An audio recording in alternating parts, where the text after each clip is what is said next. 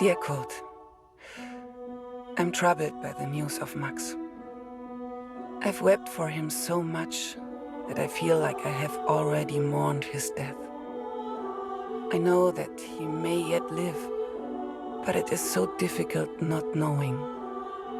Are you certain the best course of action is going to the front yourself? I know little of these things, but the war seems so vast. Can you really hope to find Max?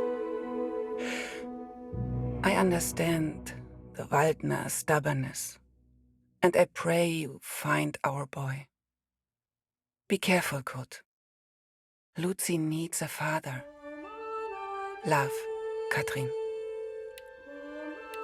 Dear Kurt, I'm glad to hear your travels are safe, and that Franz and Lothar are well. I wonder where they plan to station you three? Surely they will not expect a man of your age to fight. You are a fixer of things, Kurt. Perhaps they will find use for you as an engineer. Lucy asks after you often. Will you write to her when you get the chance? She does enjoy hearing from you, Kurt. Love, Katrin. Dear Kurt, I've been talking to Hilde from the village.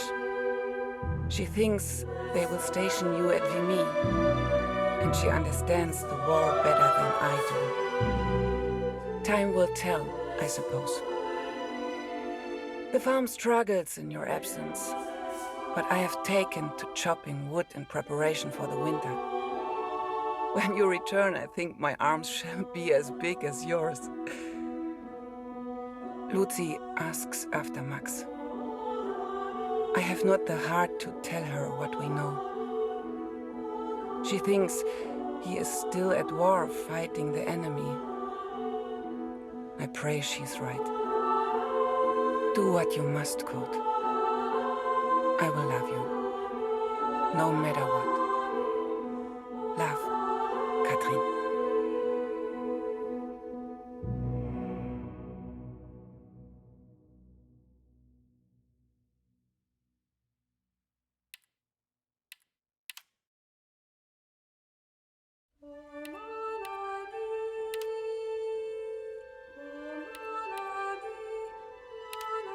My dearest Kurt, I understand and support you in what you are doing. But I must tell you, Lucy is ill, Kurt. It is her chest. Dr. Siegfried visited yesterday to examine her, and he seems concerned. I believe he suspects tuberculosis, though he will not say. It is difficult to find medicine in the village.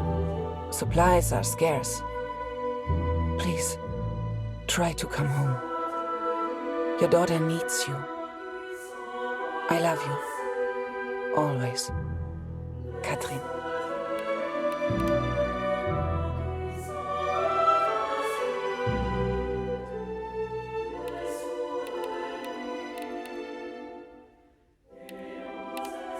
My dearest Kurt, I understand and support you.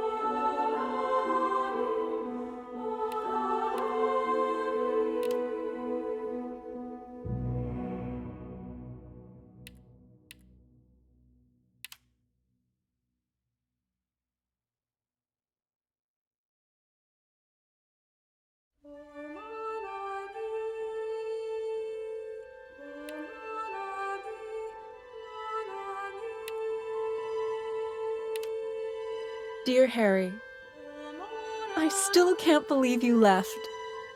Our own Harry Lambert, taking photographs of the Great War. It doesn't seem real somehow. My father knows his best camera is missing. He suspects you have it, but I told him it's not in your nature to steal. I won't tell if you won't. I know you're only there to take photographs, but I do worry about you, Harry. Stay close to Major Barrett. He seems like a good man who will surely keep you safe. Please write back as soon as you receive this. Send a picture if you can. Yours sincerely, Julia. Dear Harry, my first correspondence from the war. I'm delighted to hear from you, Harry, but I do wish you would use your photography talent in a slightly more positive manner. The picture of the bird is delightful, although I have seen a seagull before. You must have seen more exciting things on your travels. It's so difficult to understand what you're going through overseas. Please find a newspaper clipping enclosed.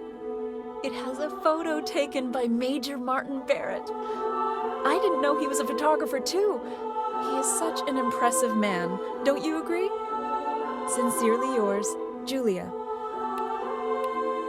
Dear Harry, it is simply not the same here without you. I have no one to talk to. And if I didn't know him better, I would say that even Father misses you. Thank you for your photograph, Harry. It is wonderful to see so many different kinds of people all working together for the greater good. It warms my heart. They say back home that the war will be over soon. You shall be home before you know it. I do enjoy receiving your pictures. Please send another when you get a chance. Sincerely yours, Julia. Dear Harry, I received no reply from my last letter. Perhaps it got lost in the post. No doubt these things happen from time to time. The postal system is very efficient, especially considering the circumstances. But I suppose it's not perfect. It saddens me to think I may have missed one of your photographs. So please send another when you get the chance. Business is booming here, and everyone talks about your photos, Harry. Father now says such things as, "I always knew that lad had potential." He certainly changed his tune. Stay safe, Harry. Sincerely yours, Julia. Dear Harry, I am sick with worry, and Father is too. Please write back. I can't imagine what life has been like for you, but we are all concerned for your safety back here in Toronto. Even the customers ask after you, though Father no longer knows what to tell them. He used to reassure everyone, "I'm sure he's fine," he would grumble. But he has now stopped saying even that. Let us know you are safe and well, Harry. It is all I ask of you. Sincerely yours, Julia. My dearest Harry, I feel as though I live my life these days in a state of constant denial. For I will not believe harm has come to you. Everyone fears you are dead, Harry. I see it in their eyes when they talk to me. Yet as foolish as it may seem, I continue to write to you. I continue to live in hope. I cannot bear the thought of a world without you in it. Whenever I stop to consider the possibility, everything loses its color. Everything seems flat and gray. So write back to me, Harry. Let me know I do not hope in vain. Love, Julia. My darling Harry, though I cannot believe it took me until now to realize it, I need you. I weep as I write this, and Father says I must come to terms with the reality of the situation. One final letter, then, to Harry the Brave. With love, from his doting Julia. I miss you so very much. To me, to all of us back home, you are a hero. Regardless of your fate, you live on in your photos, and you live on in my heart. I pray you are at peace, wherever you are, and I cannot wait for the day I see you again. If not in this life, then at least in the next. I love you, now and always. Julia.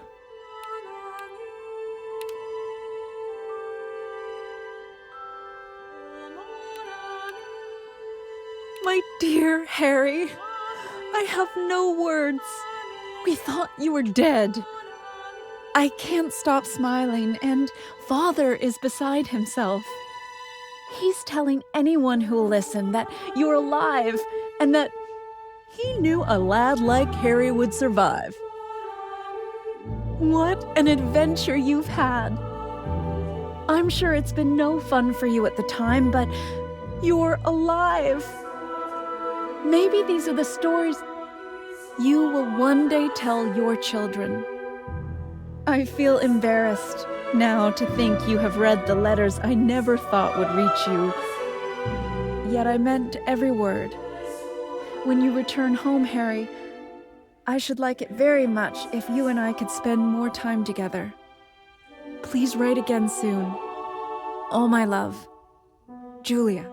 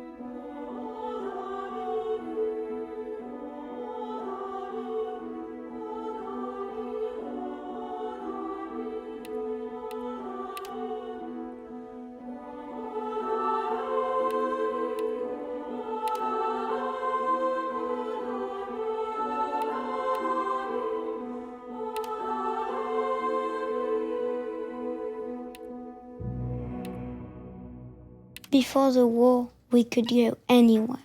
The first 6 months, there was nothing. Then the shooting started. Then there was a curfew and no one could go out after 8. When the war started, nowhere was safe. Many innocent lives have been taken away because of the never-ending war. My childhood is passing. I will only be a child once.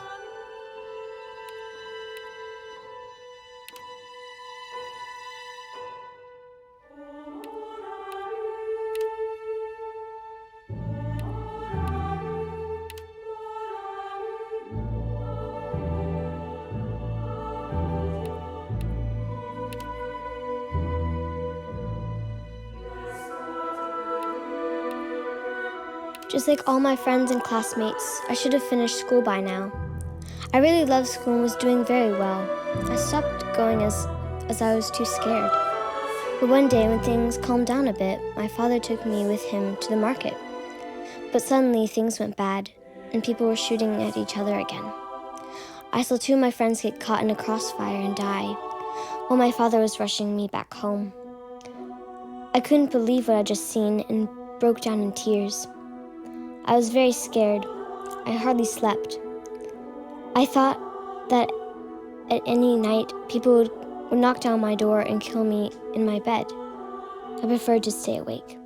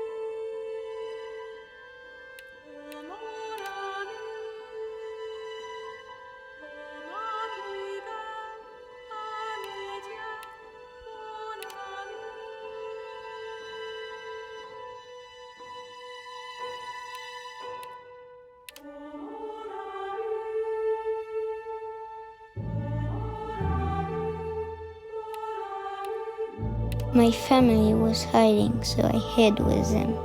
The soldiers forced their way into the house. They wanted to steal everything, but my big brother resisted. So they grabbed him and dragged him out the house. They made him sit down and executed him. My mother cried out and attacked the soldier who shot my brother. So he killed her too. They took everything.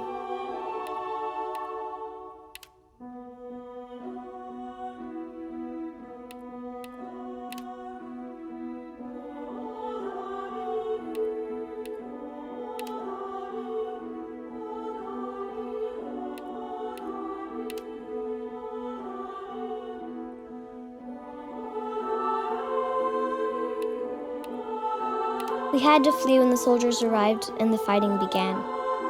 They were shooting and setting fire to the area, so we fled and took refuge in the church. At night, the soldiers used to attack the church. Lots of people were shot, including my uncle, who died when he got to the hospital. I fled with my parents. We ended up at a camp. When my mother went out to look for firewood, some soldiers found her and shot her.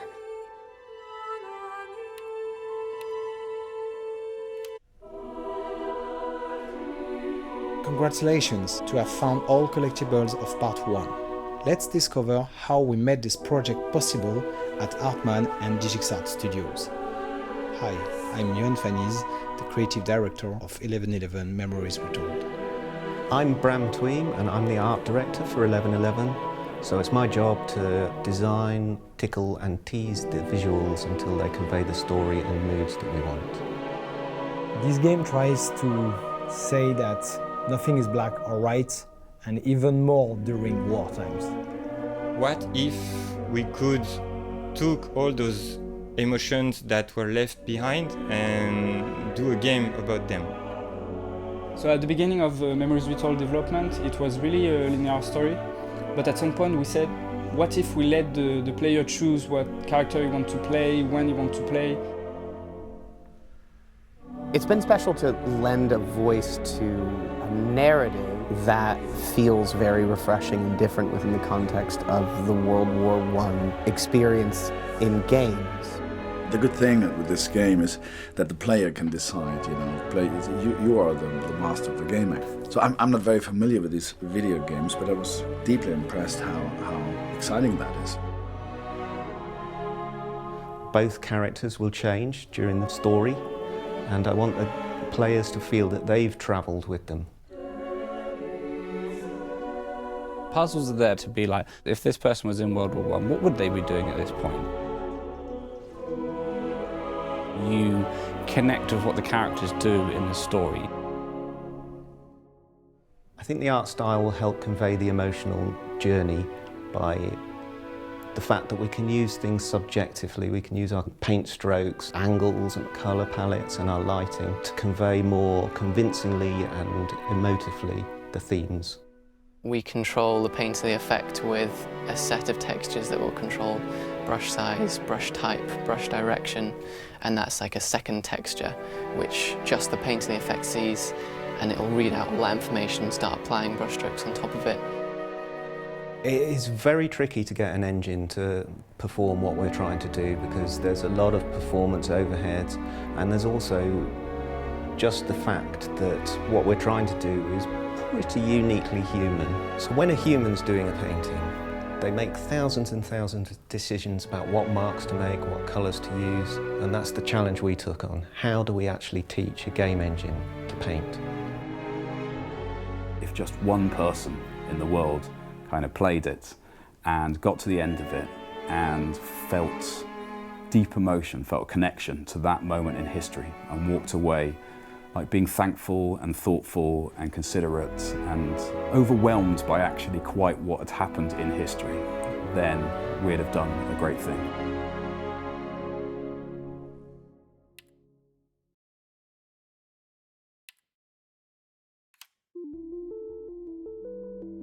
داعش وقع كان شنقال دفجة هاتن ما كشتنو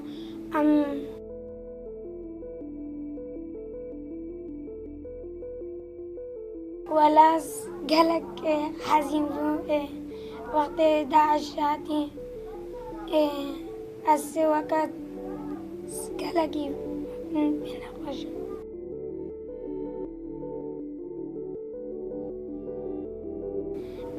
كيف عم بترش نشاط عرضي وتعليم إنجليزي ودورة كمبيوتر ستيمان قالك مساعدة ما كره الراودة مرة شكر عرديم عم تنا الراودة نشاط أشوار اللاعبين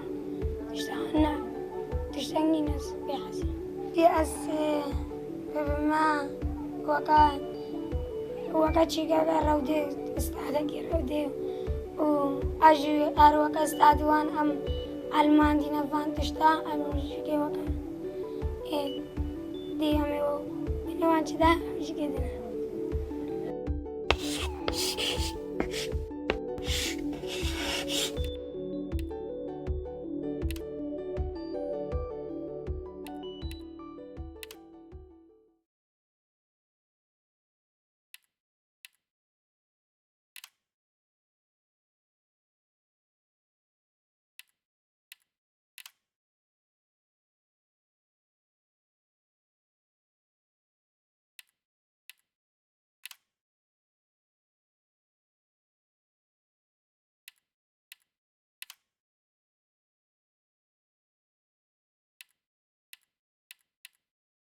I look after my little brother.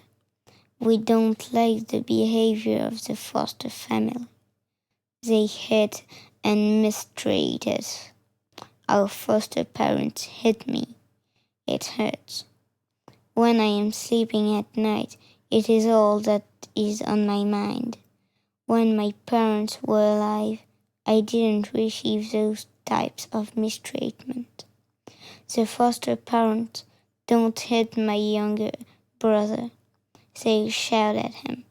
He starts to cry.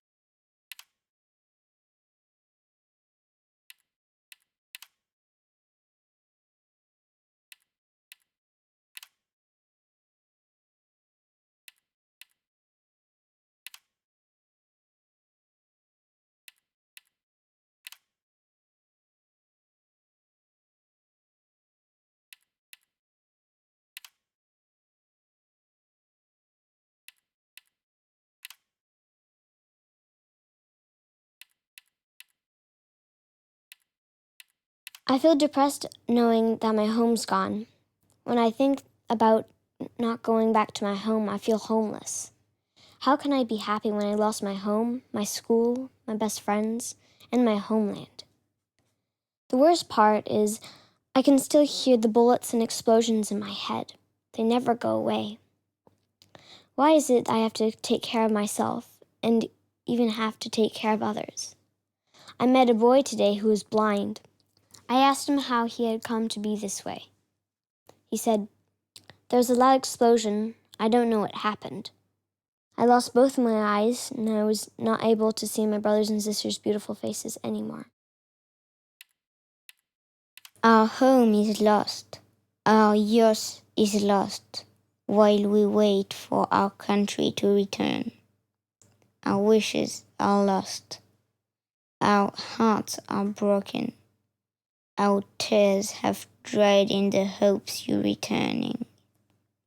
Oh, my country. Oh, my country. No one cares enough to answer my screams. Our news doesn't change. It is always the dead and the injured. Our blood becomes the headlines.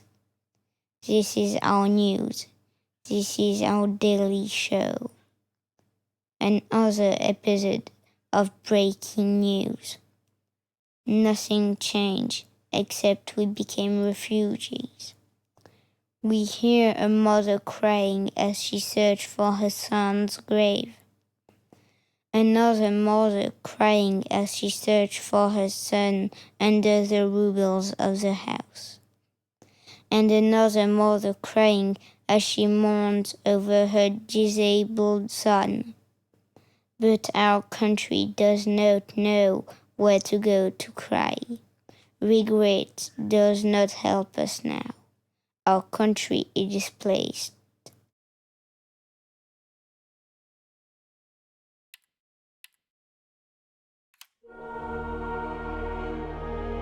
Congratulations to have found all collectibles of part 2. Here is how we created the story and the music of the game. Right now, music for video games is really the most innovative music going on at the moment. Normally I start off with a Skype conversation with Olivier, and he's got some very definite ideas of how to approach it. Well, I think I've been very lucky to work on this game. I worked very closely with the writers. We've been discussing on a daily basis the characters. The music now is much more about telling the story. The subtlety we want to convey in the game go through the music first. The war has to be personified in a way, and the music plays that role. The orchestra is there to express a lot of colors. With Impressionism, I have a lot of, harmonics that are like all spread around. It's quite simple, you might say, but all of a sudden it takes like a lot of dimensions. For us, it was story first, and it was, as long as we make a strong character-driven story and use the war as a backdrop rather than make it about the war, that was our focus. The core aspects were in place, the two characters, the animals, but there was a lot of story and a lot of things that DigixArt wanted to get into the game. It's difficult to find a way to express all ideas into a single experience. The coordination between the creative teams all around the world was a massive challenge, and the deadline of the game could not be changed. You'll notice that there are no villains in this game.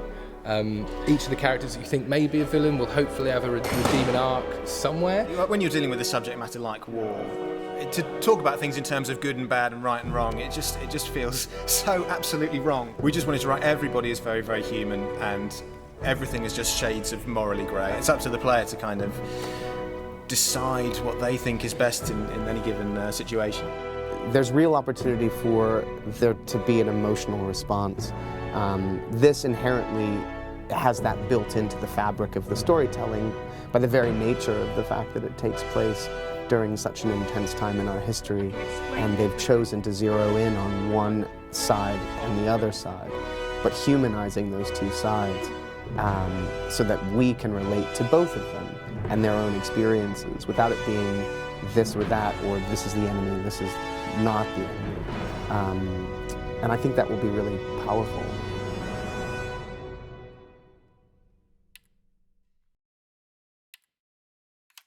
My dearest darling, I have had another difficult day, trying to help and comfort the children affected by this terrible war. I wanted to tell you about two children I'm working with, Eva and Jack. Eva witnessed the killing of women, children, and many other innocent people. They killed her uncle in front of her eyes. They had to walk for days with no water and no food in the middle of the summer. Eventually, they reached safety, where they went to live in a camp. They had to start their life from zero, and with no income to meet their basic daily needs. At the camp, Jack began attending sessions. Here he found many other children of his age experiencing the same fear. Despite this in common, initially he struggled to socialize with the other children. This was recognized, and he was enrolled in training, which helped him to process the trauma he had experienced. His behavior started to change for the better. He started to socialize with other children and gradually let go of his fear. He is also sleeping free from nightmares. Jack is enrolled in school now and is excited to continue his education. I know you do not like me being away, but the fact that these children are making progress shows how important our work is. I hope to see you soon, and that this war will end.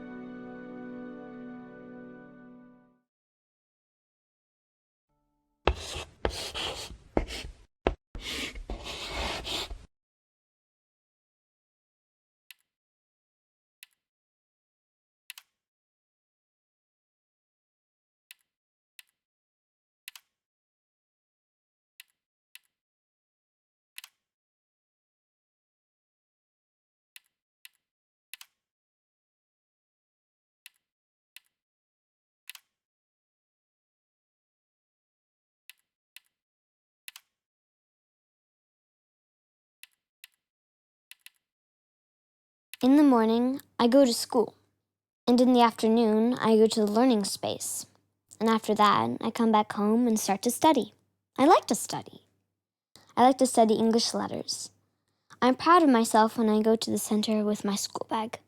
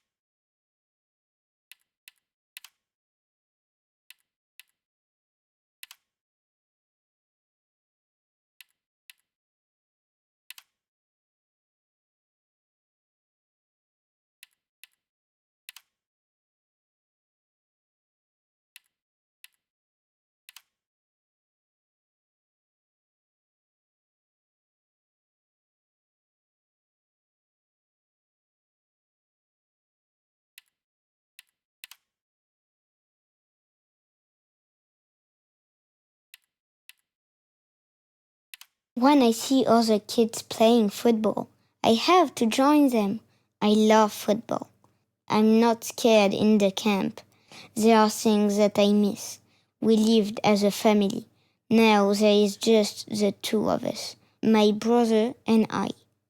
When we arrived, we built our own tent, but we don't have shoes, clothes, water, or kitchen equipment. I learn much better here at the formal school.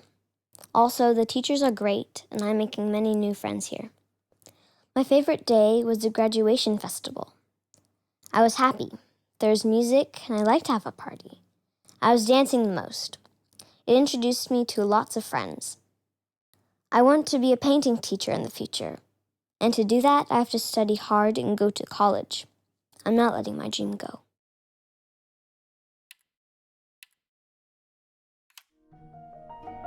Congratulations to have found all collectibles of part 3. This video is looking at the historical aspect of the game. My name's Professor Peter Doyle. I'm a visiting professor in history at the University in London. Well, the level of historical accuracy is always something, of course, that we have to consider. The game has to be a game, but what we've tried to do is to approach it with as accurate a process as possible. So the game starts at the end of 1916. The war has already seen massive battles which saw and expended huge numbers of men, and that's the focus of this game, the whole of this period after the end of these titanic battles and towards the end of the war. 1111 is a game, of course, and we knew there would be some give and take before we found the balance of historical accuracy and gameplay. Kurt is older. Their relationship is, tenuous initially. They can't communicate at all. I love that about the game as well. The German character is speaking in German, and Harry is trying to communicate with him in English, and initially it's kind of faulty. Harry and Kurt, both of them are going to the front for very, very different reasons. But they have something in common, how they feel about taking the life of someone else. This is something for them that they cannot imagine. So myself and my colleague Robin Schaefer, a German military historian, we wrote this book called Fritz and Tommy. And the idea behind that was to look at the First World War experiences of the Germans and the British, and to see their everyday lives. And one thing that we identified was just how close those guys were. What we've gleaned from all of the letters and diaries is there comes a point where there is a lull in the fighting, and there's a reason for that. The men of both sides decide, right, let's put the fighting aside, let's go into no man's land, let's do what we can for our dead, and let's respect those on each other. And so there were these impromptu communications. Again, it goes back to the real feature that men are men wherever they are, and peace is mostly in their hearts. At our tiny level, if we can make people think about war in a different way, and maybe if it could bring a tiny, tiny piece of peace in the world, it would be nice. We would have done a great job.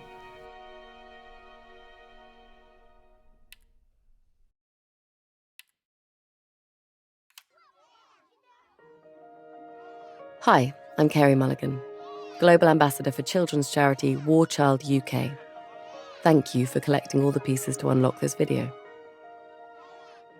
You have followed the stories of Jack and Eva, set in 1918. While these stories don't seem out of place in the First World War, everything you've heard actually happened to children around the world in the past 10 years. The words and experiences are real. What happened to Jack and Eva is typical for millions of children around the world who live in war-affected countries. Times change, but one thing that stays the same is that war kills, maims, traumatizes, and destroys the lives of innocent children. These stories were told to people who work for War Child, the charity for children affected by war. Right now, War Child is protecting, educating, and standing up for the rights of some of the world's most vulnerable children. Please visit warchild.org.uk to find out how you can help to ensure that no child's life is torn apart by war. Thank you.